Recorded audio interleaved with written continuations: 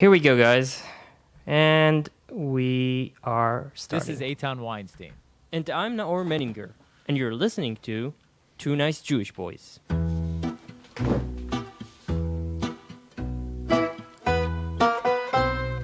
This podcast is made in collaboration with the Jewish Journal. Check them out at jewishjournal.com.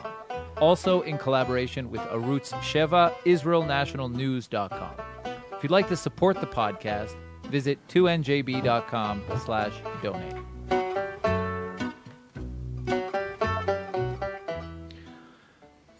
These are fateful days for the state of Israel. A government is still nowhere in sight, and the chances for third elections seem higher than ever, as Gantz's opportunity to form a government ends this Wednesday at midnight.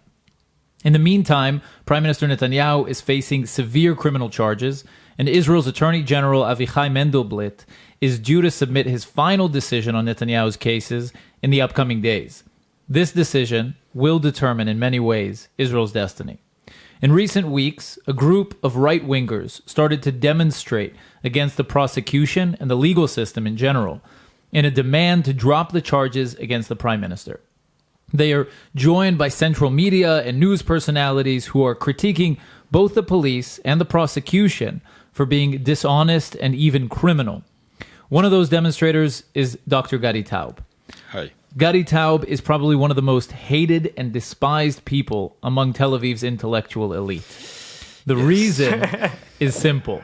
Once, he was one of them. An eloquent left-winger, a senior lecturer at The reason is his arguments are good. That too.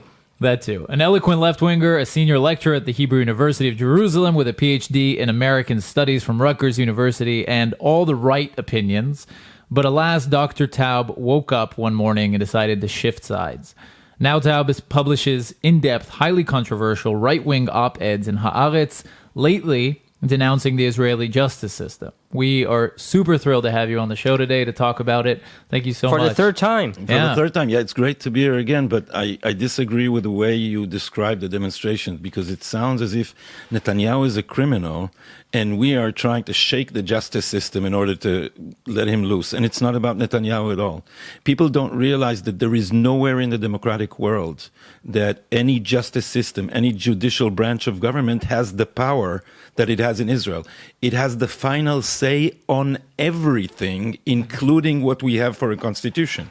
Recently, the court is moving to at least discuss an appeal against a basic law, a chok yesod, which is the parallel that if in America you would have taken a chapter from the Constitution and say, not the amendments, the actual Constitution, because it's a basic law, it's not an amendment to a basic law, and saying, well, we're going to discuss the constitutionality of Chapter 5 of the American Constitution. This is unheard of and unthinkable, and they've moved, they've Marbury versus medicine us to death.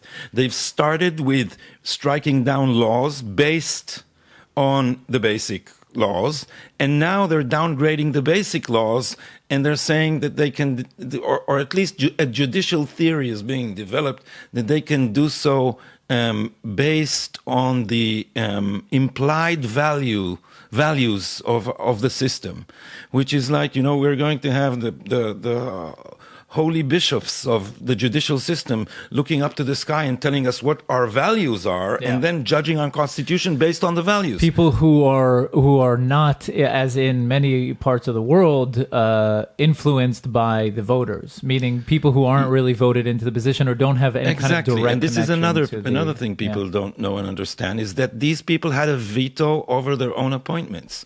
So we have a branch of government that is all powerful. It can decide anything about anything. It can overrule anything. The right of appeal in Israel is universal. So they can interfere with anything, and there is no check or balance against them. What that means, by the way, guys, is that anybody can show up to the Supreme Court and represent the people of Israel in a case. Again, that no one needs to be hurt. There's no, in United States law, I think it's called standing. Yeah. Meaning you don't need anybody to have been hurt by specifically. It's the same word in Hebrew. Yeah. So everyone has standing, and what people don't know sociologically is that according to, Manny Mountainell, a leftist, wrote a book explaining that the left has lost power in the elections of 77. It has been unable, except intermittently, to regain power through elections. And what it did is entrench itself in the judicial branch. And MKs, members of parliament, started working by appealing to the Supreme Court. So we have a Supreme Court who is basically an arm of the political left, and it's and you know, it happened all over the world. You know, America is no different. What happened in America is in the 60s, they thought the Warren Court is going to be an activist court, and activism would mean more liberalism. Until finally it dawned on them that what will happen is that the right will try right-wing activism. And now we're getting a right-wing court with boosted authority. So what happened is the left, what happened here was just more extreme.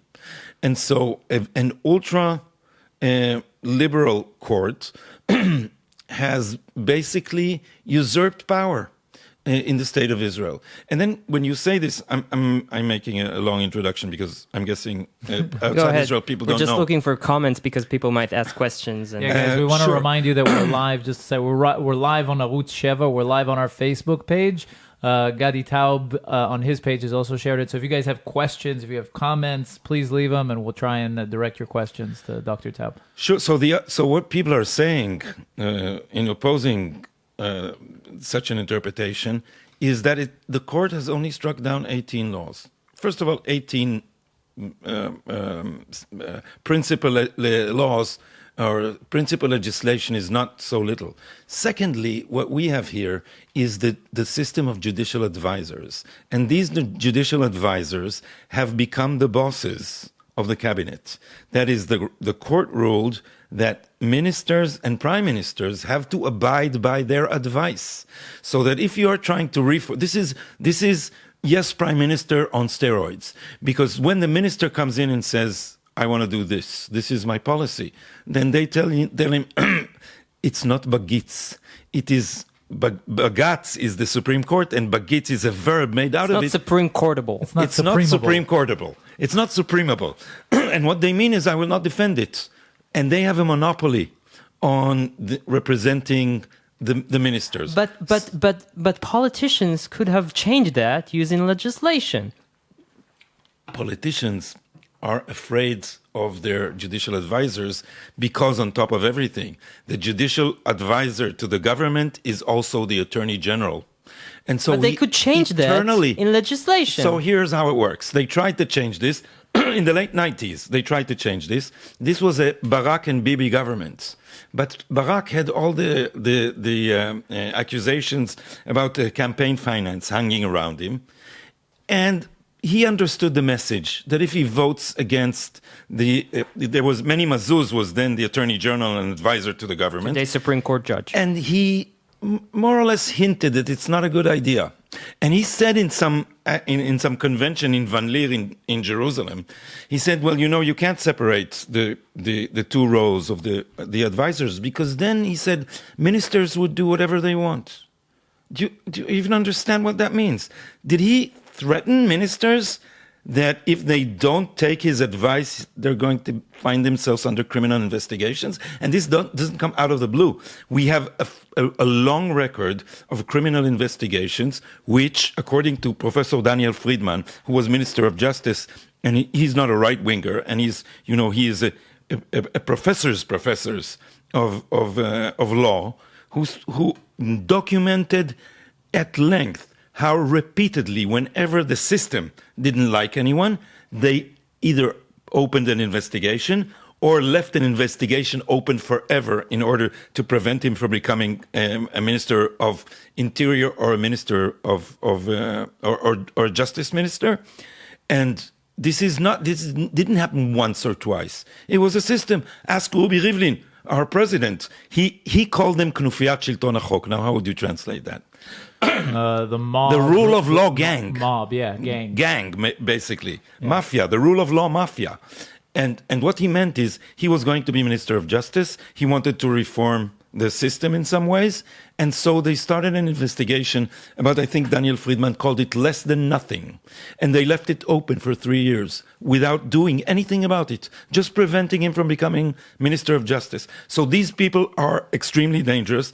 They are ruthless, and they never pay the price. They never pay the price because there is no one who can investigate them. So where does that meet Netanyahu's cases? As I said in the beginning, I think a lot of these people think, I said, jokingly, I said a few times, that the logic of Netanyahu's investigations is Netanyahu is corrupt or else there would be a binational state. Explain. These people think that they have to rescue us from Netanyahu, and they are the Dutch boy with a finger in the dam. They are the last wall to stop Zionism from sinking into binationalism. And I think that in their minds, it's all meshed together because they think settlements are a disaster. They also think settlements are corrupt. They also think that if you're a right-winger, you're sort of corrupt anyway. And Netanyahu is being investigated for the last 20 years. And they've missed this, they missed that, they tried this it's a fishing expedition until they found something. And now these cases of Netanyahu are ridiculous, I think is the right name for them. The 4,000, I'll tell you why, because other major players have done much more of what they're accusing Netanyahu of, and they're not being investigated. So, for instance, the Israel Hayom law. There are horrible, frightening recordings of Netanyahu and Noni Moses, the publisher of Yediot Achronot. I got to do a little recap here, because what's the issue here was that Sheldon Adelson, who is also he's known in America for being a Trump supporter. He donated for Trump, I think, and he has a newspaper here, which is a freebie newspaper.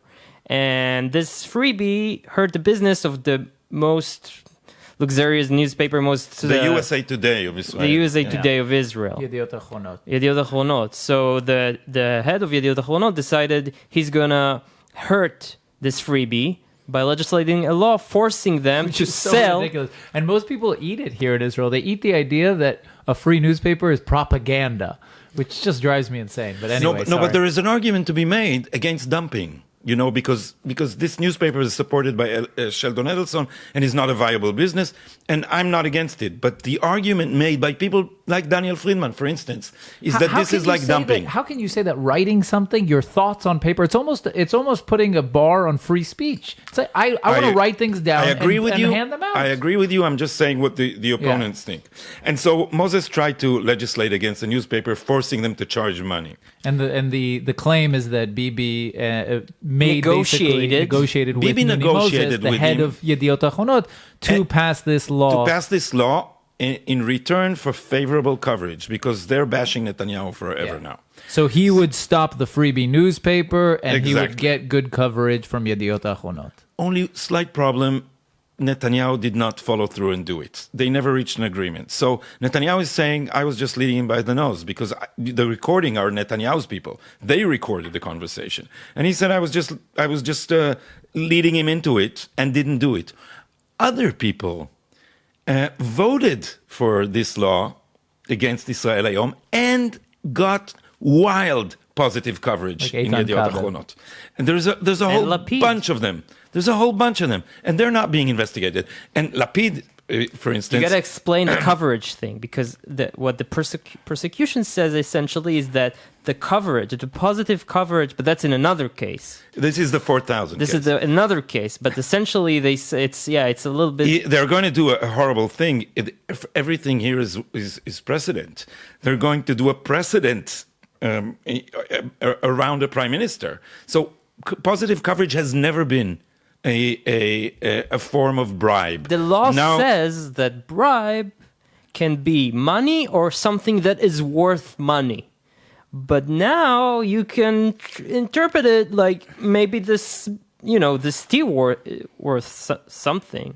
I mean, who's to say what's the worth of something spiritual? And imagine this. Imagine what would happen to journalism if positive coverage would now be subject to police investigation. This means that and this goes on all the time. All journalism operates on leaks and deals. If you give me your material, I'll write this about you. This goes on all the time. This is not a pleasant thing. It's a disgusting thing, actually. But if you turn that into actual bribe, then everything can be subject to police intervention and investigation. And this is a real danger to free speech. And they're willing to do it just to catch Netanyahu. And the funny thing is, they're making, you mentioned Yair Lapid. Yair Lapid worked for Noni Moses, met with Noni Moses. His wife got salary from Noni Moses years after he became a politician. And people from his party, at least, voted for this law. And he is apparently going to be a witness against Netanyahu. So it's like, almost like two people have decided to rob a bank. One of them didn't do it. But the one that did do it is going to tell on the one who didn't that he planned to. But I got to ask something, because if what you say is true, then Bibi shouldn't be worried at all, because if it goes to trial, he says, Agana min hatzedek, which basically says, in Israeli, I don't know how it is in America, but in Israel you can say, look, like this was what everybody was and still are doing, so you can't prosecute me for it. You can't charge me, and people are getting acquitted for that. That's sweetly naive, Mo. No, but the whole. You don't trust the judges to accept that. No argument. First of all, no, I don't, because this is all the same milieu, and ever since the so-called judicial revolution that we had here in the 90s, Israeli courts are casinos. Interpretation trumps the language of the law, and you just don't know what will happen. And I don't know. It may be that that this or that judge would not agree to rule against Bibi in these absurd things, but it may also be that they feel they are, although they belong to two different branches of government. The people who have been hounding Bibi are the Attorney General people, but this is the same milieu, the same. The Attorney General often becomes a Supreme Court judge. These people, we just now had a leak where the Attorney General wrote to a bunch of people. It's the chief prosecutor. The chief prosecutor wrote to a bunch of people. An email. I tweeted, you don't need to say deep state anymore. You can just say the mailing list, because this is everyone and everybody they're all, by the way, Ashkenazi. It's really funny. And so it's the whole elite of Israel there. And he actually wrote to sitting judges to He wrote an email, and he CC'd a bunch of people, including judges. And what did he say in the email? This is outrageous. These are judges who may well be sitting in the case of Netanyahu. We don't know. One of them is a Supreme Court judge. And now he said, we should have taken them off the mailing list. They've been getting this mailing list for how long? The prosecution? It's an inner circle. In the email, by the way, there's a list of kind of like, he's basically making the case against Netanyahu and basically protecting the stance of the prosecution and shooting down all these claims against the prosecution, and he's giving links to all these things. And he's basically making a case against... But in a very friendly kind of way, also saying that, look, there's much criticism now of the prosecution. If you guys get a chance to go on the media, say a good word for us. What? Also, if you happen to be overseeing a case against one of these guys, maybe... consider ruling in our favor. Yeah. There was also a recipe for Shabbat. Guys, it was so bad. It was so bad that the Chief Justice, Chayut, wrote to him, reprimanding him in public, mentioning she also reprimanded him in a phone call, saying, you cannot do this. You cannot write about this controversy over Netanyahu and about the controversy over the prosecution to sitting judges. You can't do that. But it's amazing that all he gets is a letter of reprimand instead of, being fired. There is, and this is what I've been saying, and this is why we go to the demonstrations. These people are confusing the rule of law with the rule of law enforcers. And in their mind, law enforcers are above the law. What has been happening in recent times is just, if you would tell this to Americans in the proper context, their hair would fall off.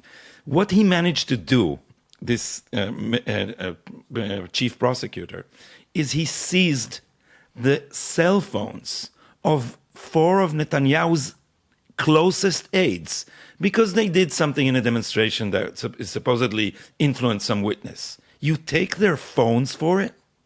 Are you going to penetrate? Taking it was legal. What was illegal is that they forced them to give the code to the phone, which you're not allowed to do as the police. Of course, taking the phones physically is nothing. Yeah, the code is what taken the information, and then they've got a judge to sign it. Now, in America, if you did such a thing without warning your investigee, the person being investigated. I heard Kofi is the person coughed at. No, this was in the Wall Street Journal. And it's fruit of the poison tree. Fruit of the poison tree. You're not allowed. You don't have it. You don't allow to use it. And they've protected, allegedly, a journalist who took the phone from the head of the lawyers' union, who is, by the way, a personal enemy of Netanyahu. He doesn't want him to become a chief justice. Son is the chief attorney of Israel. The chief prosecutor. Chief prosecutor. Who sent the email we talked about a few minutes ago. Exactly. So they're doing, one illegal thing after the other. They're never investigating anything of that. Never. No one ever gets fired or punished. And I think it's because in Israel there's this weird idea that the judicial branch is in charge of the morality of the state. Yeah, which is, exactly. It's completely backwards. The idea is that you vote, the morals are decided by the legislative. They represent the people, and then the judicial are the referees. You're absolutely right, and this is not only in Israel.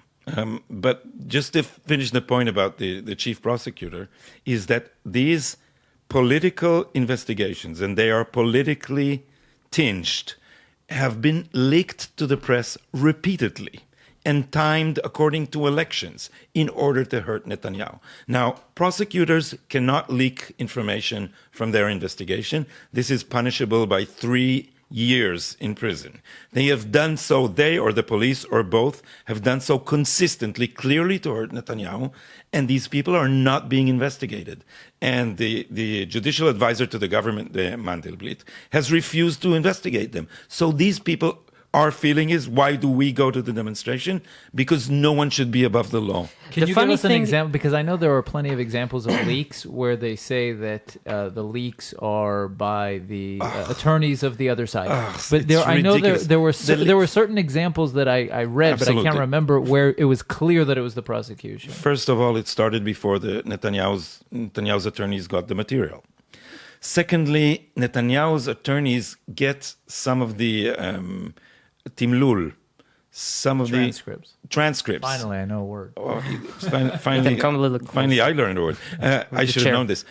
They get the transcripts, but not the recordings. And Channel 12 aired the recordings. So clearly they're lying about it. They're refusing to go to polygraphs. Everybody who's employed by the state is liable to go to polygraph, not them. They're above investigation, and we're agreeing to all this. The funny thing to me is, there have been, at least I can count 4 or 5 controversies in the last month, right? You had the breaking to the phone of the aides. You had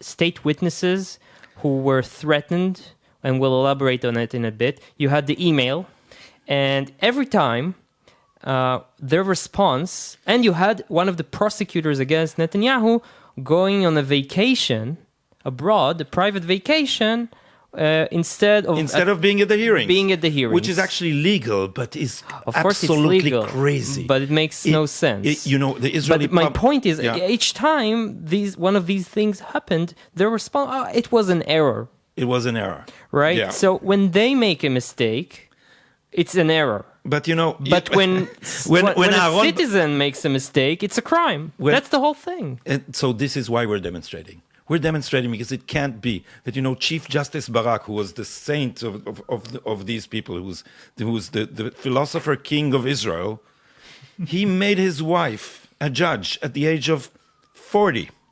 And when he was asked about it by Baruch Kara, very good judge. She's one of the slowest, I think, in the whole system. She married him. And when that was pointed out to him, he said that was an error. That was an error.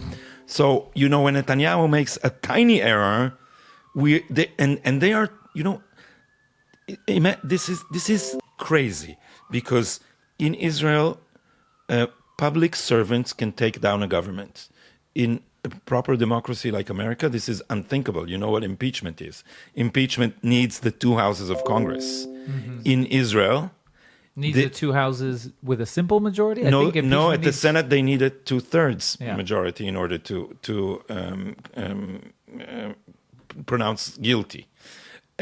But in Israel, the investigation could be started by the judicial advisor to the government, who is actually the boss. Shlomo Avineri wrote, there is no more power, there is no such power concentrated in the hands of one man as the judicial advisor to the government in Israel. Mm-hmm. So he can start an investigation, he can decide on indictments, and then technically 3 judges can eventually pronounce you guilty and make you resign. So in this whole process, there is nothing political. It's all civil servants who can take down a government. And now they're saying that he will have to resign when indictments are submitted. This means that one man would be able to behead an elected prime minister. And this is what they're doing. Now, what we're calling is, this is not about Netanyahu. You don't have to be a Netanyahu fan or a voter to come to these demonstrations, because they've taken our sovereignty away.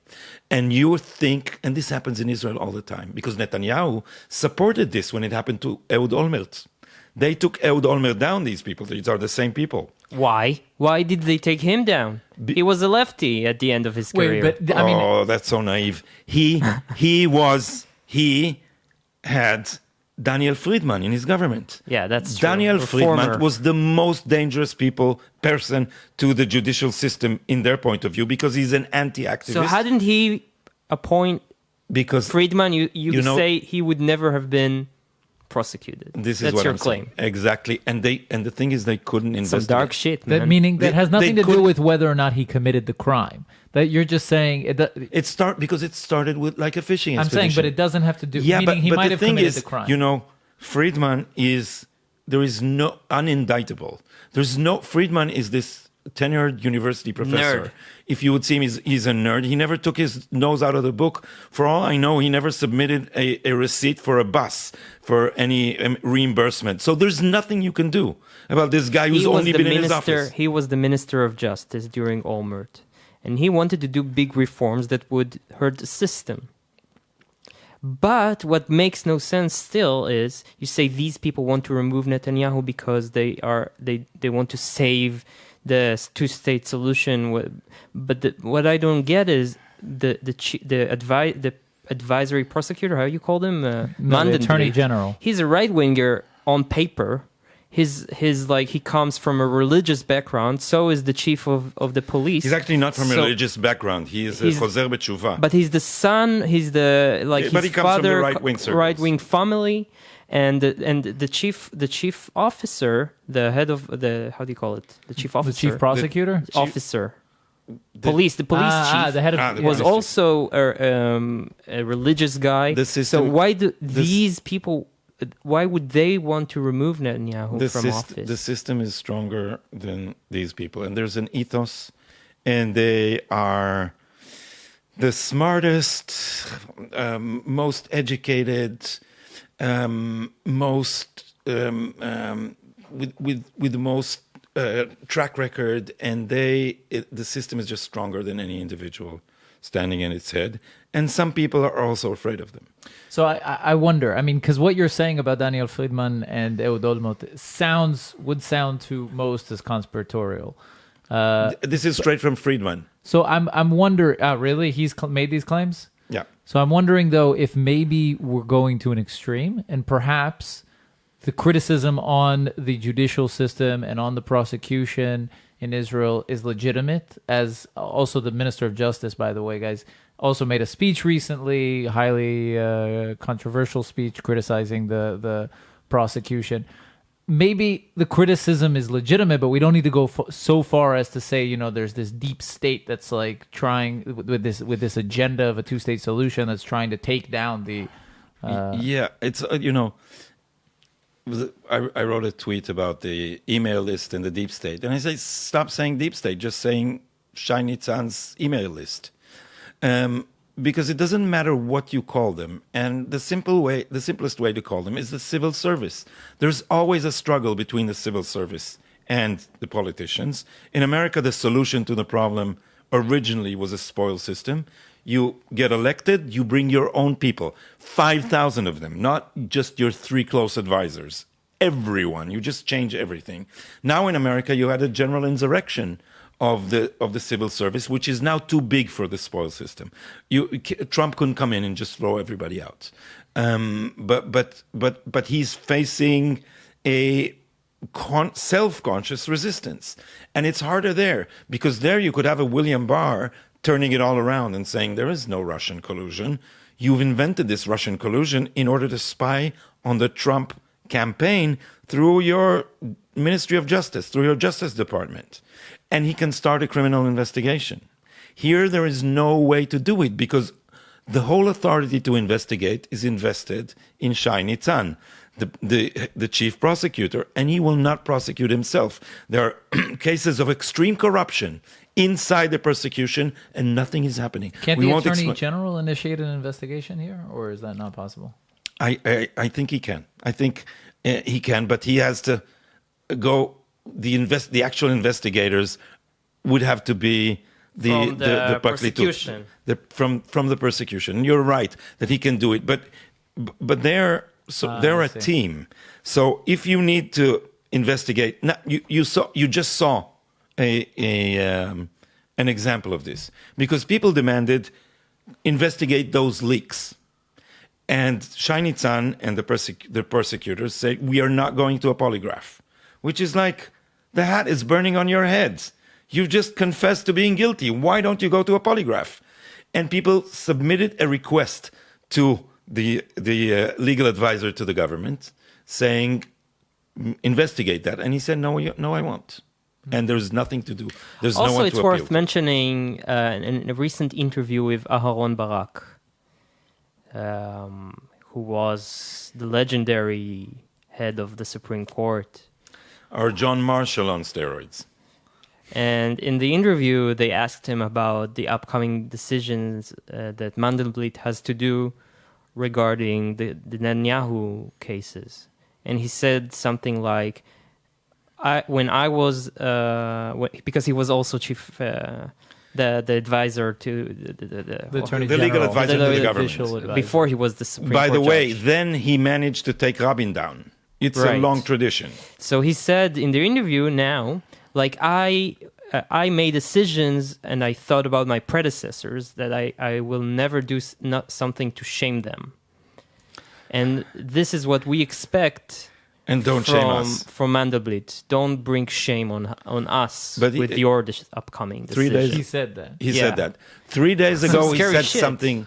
3 days ago. He said something worse. He said, according to basic law government, we call it basic law. It should read basic law executive or basic law cabinet. Says that a prime minister does not have to resign unless he's found guilty after appeal by a court of at least 3 judges. Now, and this is in order to not enable the prosecution and the legal advisor alone to take down a government. Now what Barak said, he said he thinks that the legal advisor should force a prime minister to resign when indictments are submitted before he's found guilty. And that if not, the court should take this authority. That's the complete opposite of the law, essentially. Which is, okay, so I'm just going to process this for our listeners because this is just crazy. Which means that basically the attorney general, who has the authority to open an investigation against the sitting prime minister, would only have to do that in order to take down to submit meaning indictments. The attorney general could say to the prime minister at any day, do what I say, do what I want, or else. And the other thing is that Aaron Barak is suggesting that an attorney general should consider anything else other than the legal evidence that is before him. Meaning he should think about his predecessors and not to Their shame legacy, them, their instead of just the evidence. beliefs. What kind of a Ladies justice and gentlemen, says that? we are in the middle of a judicial coup d'etat. Nothing less. And this is why we are going. Finally, you said this coup d'etat. This is why we are going to these demonstrations every week. Because this is much bigger than this or that prime minister. Because now you have an opposition in the person of the party of Kahol Lavan, all of which, over Blue the and heads white. of all of which, This is Ganz's all party. of who, criminal, Are involved in dubious affairs. corruption matters. They're not being investigated, and they're bowing down completely to the person. You would not hear a single word of criticism about the prosecution or the judicial system. Ganz said in his debut speech, he said that in my government there will not be a slandering of the judicial system, which is a code, which means we will not touch you. So here is the dirty deal. This is the Praetorian Guard of the state. We will kill Caligula, and you, Claudius, would sit on his chair on our swords. This is what's happening. This is what's happening right before Did that our fly eyes. over your head? A little bit. Me too. I'll translate it for you. You haven't seen Robert Graves, For us like baboons. the I, Claudius BBC legendary series. But these people, the deal is this. They'll take down Netanyahu. They'll not investigate Kahol Lavan people, and they'll give him the government in order that this government would recognize from the start who is their beneficiary. Yeah. So, and they would not. But it's like that. We won't slander the judicial system. I mean, I don't know about slander, but criticizing the judicial system is part of the job of the legislature. I mean, the whole idea of having separate branches of government is that they fight against each other. But do you know that they have the judicial system, the courts have a system of monitoring social media and registering people who criticize the courts. How do we know that? And because it was in the press, and when it was discovered in the press, we keep labeling him in different ways. Mandelblit, the legal advisor to the government, said, "Stop this. This is illegal." So they suspended it. They didn't abolish it Until we forget about it, and then they can restart it. Yes. So I have nothing to hide, Eitan, but if I were you, I would. I would be worried. You know, I said read James Elroy because a lot of this is J. Edgar Hoover stuff.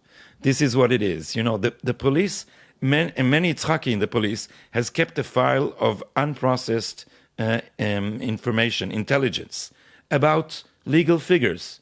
This means that if there's a rumor about you and you're a public figure in any shape or form, you are a member of parliament, and there are rumors about you, they file them. And in case they need to, they will take it out. Now, we know that they do this, so it's an actual threat. So when this guy comes to talk to you, you understand that you better be nice to him.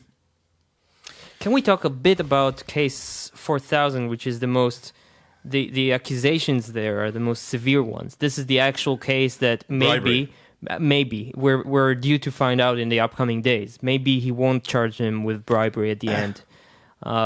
We shall see. But yeah, so what's the problem, in your opinion, with this case? You know, the case is really, really complicated. And the problem with the case is this. Can you give the case? Okay. The case is, supposedly Netanyahu gave generous regulatory waivers to Shaul Alovich, who is an owner of a big media company called Bezek, in a big merger deal and in another deal. And in return for a favorable coverage in a news website, which, by the way, nobody reads, voila. So, and a lot of the evidence there are from Sarah Netanyahu and Yair Netanyahu, his family, screaming at the editors there, take this picture off or put this picture on, which happens all the time, of course, everywhere. But the thing is this, the coverage was not so positive. They've actually been very critical of Netanyahu constantly.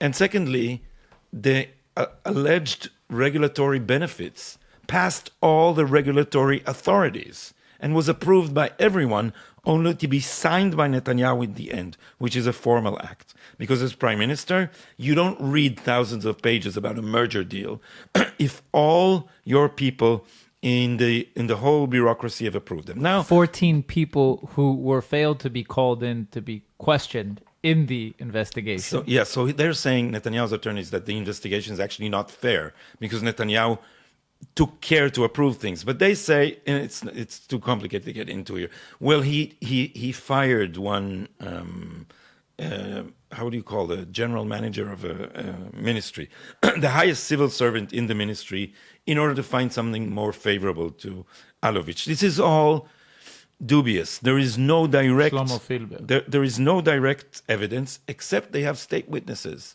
And these state witnesses, The state witnesses, like without them, The there whole are no thing falls case, apart. right? Because they are the only ones who can actually link between the giving and receiving of the Exactly. alleged bribery Exactly. accusation. Not even in one, meaning it takes two. One for the giving, one for the So receiving. multiple problem. But I start with the simplest thing. I said, when this began, I knew nothing about the details. I said, you only remove an elected prime minister on a very clear and very serious crime that is clear to the whole public, because you are now touching the heart of democracy, which is citizen sovereignty.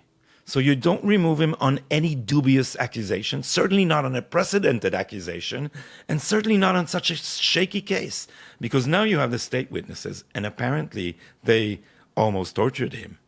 They didn't let him sleep. And then they did something that we can't say because they put a gag order on it. Gag orders work on We podcasts can in say. English? No, we better not. No? No. You'd better not. You'd better not mess with this.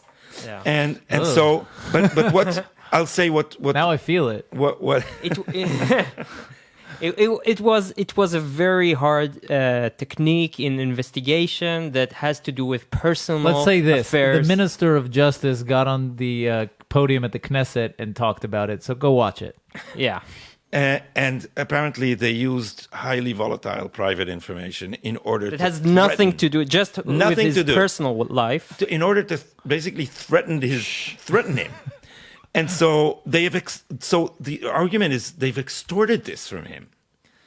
And when you look at the actual transcripts, thanks for the word, he seems very confused until they suddenly help him focus, because he doesn't remember he remembers false dates again and again, And then they take it out of the room where there's no transcript, and when he comes back, he suddenly remembers them. And so people said, That's shit from that Netflix TV show about the blacks being accused. How's it called? yeah. About this Right?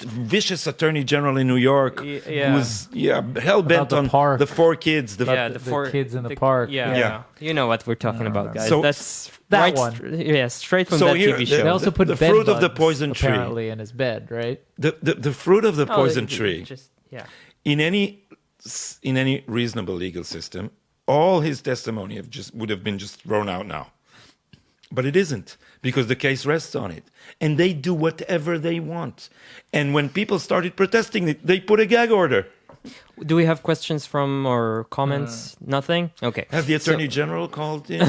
Because I packed a little suitcase. police is here And waiting. my toothbrush is here. Waiting downstairs. I have a question. Like we're about to finish this live broadcast, but there's a question. You know, we had Professor Talia Einhorn here a few months ago.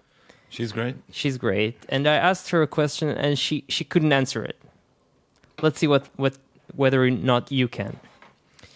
Let's say tomorrow there's third elections and a right-wing government is formed, and they legislate a law that basically says that the final the judges can decide something, the Supreme Court can decide something about something, no matter what. But the Knesset can legislate a law that would overrule the Supreme Court, and then the Supreme Court, according to that law, will not be able to overrule this law. Yeah.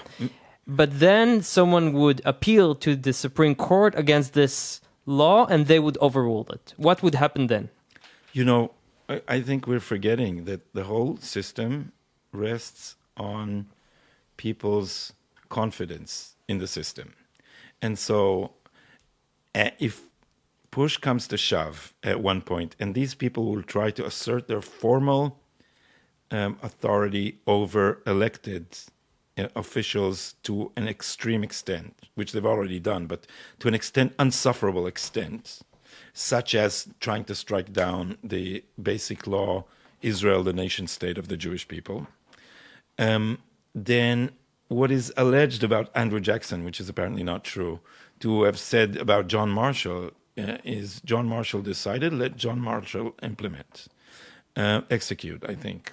The quote is anyway fictional, so I don't think it matters. But at one point, the politicians would just ignore them, and then the system would collapse. And this is why I've been saying repeatedly about the Supreme Court, I'm not your enemy. I'm your best friend, because your hubris is going to kill the court. But the scenario just described can easily happen within months. In that case... First, there needs to be a government. Yeah, but it can happen. So that might not happen. It almost happened. It can happen. So what you're saying is essentially we're drifting a few days or a few months away from I don't know if complete chaos. I don't know if this is an theory. expression in English, but in Hebrew, in Israel we are rude. So we have an expression of pissing in the pool versus pissing from the springboard. And they've been pissing in the pool and managing to get away with a lot of this. But now they're pissing from the springboard. And this is just in your face. The Attorney General just says, I don't care. You think I'm guilty? Well, F you. You can't open an investigation because I'm not going to let you. And you caught me doing something, I'll put a gag order on this and you can't talk about it. And this is going to reach some boiling point. And at this boiling point, either within the system, people would say, enough is enough. Stop before we fall off the cliff. Or they would run to the cliff and the politicians would just trip them and have them fall.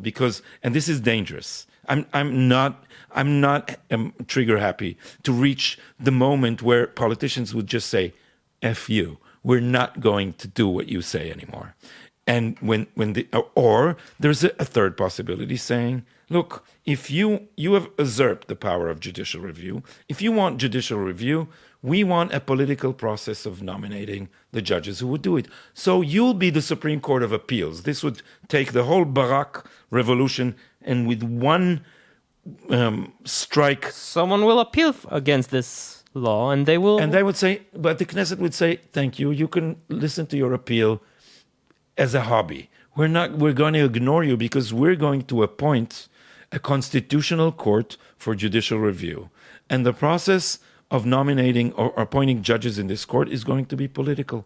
So from now on, you can criminal and the judges cases would overrule this first law. First of all, you need a constitution, and we don't have anything. But you're not taking into account the possibility of politicians just ignoring the ruling of judges. But then the police would be like, okay, what do we do now? In Moscow, in August 91, I learned something important from a friend who was an historian, because I was there as a student in a student exchange program, and suddenly there was a revolution, tanks in the street. And my friend Boris, who was an historian in a University of Moscow, said, nothing's going to happen. And I said, why? He said, there was a tank division inside the city. He said, they're not going to shoot. I said, this is communist Russia. What do you mean? He said, no, this is a Moscow division. These people are from Moscow. They're not going to shoot at a Moscow crowd. If they were serious, they would have brought the Tarians. They can shoot. So Israel is Moscow. Everyone knows everyone. You would not bring the army to shoot at the government. You would not bring the army to shoot at demonstrators. Nothing like this can happen. Okay. Not in the Jewish sector. I'm calm. Okay. Okay, so if there's no civil war... Gonna wrap things up. Isn't it a problem that the state doesn't have a constitution, or are basic laws parallel to a constitution? No, they're not. We don't have a constitution because we, unlike America, we don't have consensus around values. So we have this pragmatic arrangement, and it worked well before the Barak Revolution tried to proscribe a constitution from the bench, from the court. What he was doing was actually writing us a constitution. Also with a very postmodern theory of interpretation where, and this is going to be my next op-ed piece. It's going to be about the postmodern judicial revolution in Israel because, and I've collected these quotes from Barak, he keeps saying words have no definite meaning. They only get meaning when they are interpreted. And you understand what this means. This means whatever you legislate, we are going to interpret. And it's the interpretation that counts. And without being too dramatic, this reminded me of the famous Stalin saying, it doesn't matter what the people vote. What really matters, what is extraordinarily important, is who counts the votes. So it's not Stalin, but what he's doing is, it doesn't matter what words you use. It's called parshanut tachlitit, tachlit telos, in teleological interpretation.